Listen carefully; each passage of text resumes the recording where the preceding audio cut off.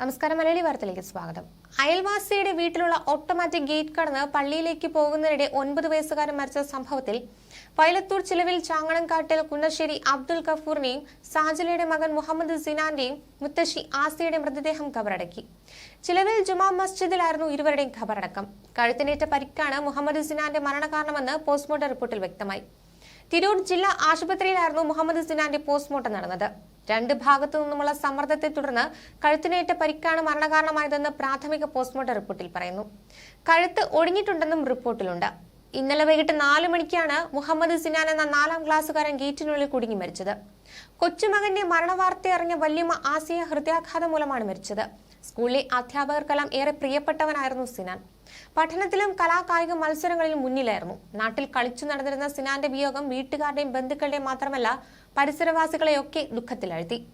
അതിനിടെയുണ്ടായ ആസിയുടെ മരണം എല്ലാവരെയും തളർത്തി. പൊട്ടിക്കരഞ്ഞുകൊണ്ടാണ് അധ്യാപികമാർ സിനാനെ യാത്രയാക്കിയത്. പഠനത്തിലും കായിക മത്സരങ്ങളിലും ഏറെ മുന്നിൽ നിൽക്കുന്ന മുഹമ്മദ് സിനാനുമായി സ്കൂളിലെ അധ്യാപകർക്കെല്ലാം ഏറെ അടുപ്പമുണ്ടായിരുന്നു.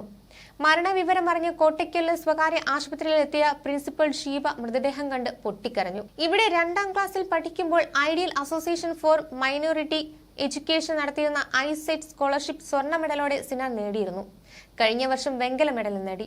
ഇത്തവണ ഈ സ്കോളർഷിപ്പ് മികച്ച വിജയത്തോടെ സിനാൻ നേടുമെന്ന പ്രതീക്ഷയിലായിരുന്നു സ്കൂൾ അധികൃതർ. പെരുന്നാൾ പ്രമാണിച്ച് വ്യാഴാഴ്ച വരെ സ്കൂളിന് അവധിയായിരുന്നു.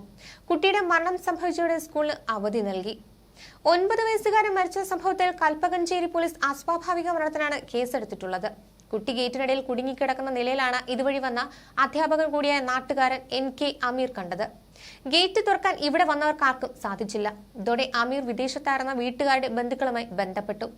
ഇവർ വഴി ഫോണിലെ ആപ്പ് ഉപയോഗിച്ചാണ് ഗേറ്റ് തുറന്നത്. തുടർന്നാണ് കുട്ടിയെ അമീറിന്റെ നേതൃത്വത്തിൽ അടുത്തുള്ള ആശുപത്രിയിലേക്കും തുടർന്ന് കോട്ടയ്ക്കലിലെ സ്വകാര്യ ആശുപത്രിയിലേക്കും എത്തിച്ചത്.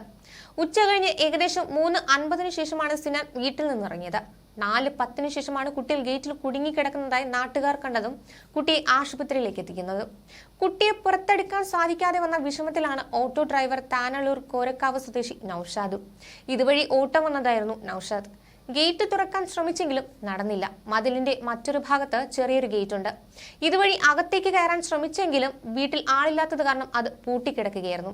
ഇതോടെ ഇവർ അഗ്നിരക്ഷാ സേനയെ വിവരമറിയിച്ചു. സേന ഇങ്ങോട്ട് പുറപ്പെട്ട് വയലത്തൂരിൽ എത്തിയപ്പോഴാണ് അമീർ അറിയിച്ചതനുസരിച്ച് ഫോൺ സംവിധാനത്തിലൂടെ ഗേറ്റ് തുറന്നത്.